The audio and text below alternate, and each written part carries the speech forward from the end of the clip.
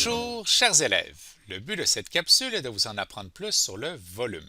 Sachez que le volume est la mesure de l'espace occupé par un solide ou un objet. Sachez aussi qu'il est en 3 dimensions.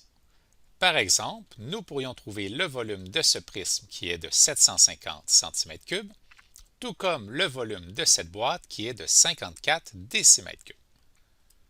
Nous pouvons trouver le volume d'un solide en comptant le nombre de cubes unités utilisés pour le concevoir. Par exemple, dans ce petit prisme, je peux compter 1, 2, 3, 4, 5 et 6 petits cubes. Donc, ce prisme a un volume de 6 cubes unités. Pour ce second prisme, je peux compter 1, 2, 3, 4, 5, 6, 7 et 8 petits cubes. Donc, ce prisme a un volume de 8 cubes unités. Vous devez aussi connaître les 3 dimensions. Nous avons tout d'abord la longueur qui est habituellement la plus grande dimension de la base. Nous avons ensuite la largeur qui est aussi pour la base. Et finalement, la troisième dimension est la hauteur.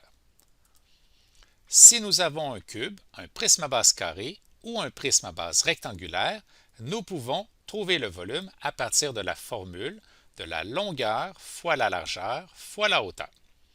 Comme dans cet exemple, je vais trouver mes dimensions, donc ma longueur est de 1, 2, 3, 4. J'ai une largeur de 1, 2, 3 et une hauteur de 1, 2. Je peux maintenant appliquer la formule du volume en effectuant 4 fois 3 fois 2, donc 4 fois 3, 12, 12 fois 2, 24. Donc le volume de ce prisme est de 24 cubes unités. Je peux utiliser la même formule lorsque j'ai des mesures pour les côtés du prisme. Alors, dans cet exemple, vous voyez déjà les dimensions du prisme. Il ne nous reste qu'à appliquer la formule du volume en effectuant 10 fois 3 fois 6. 10 fois 3 nous donne 30 et 30 fois 6 nous donne 180 cm3.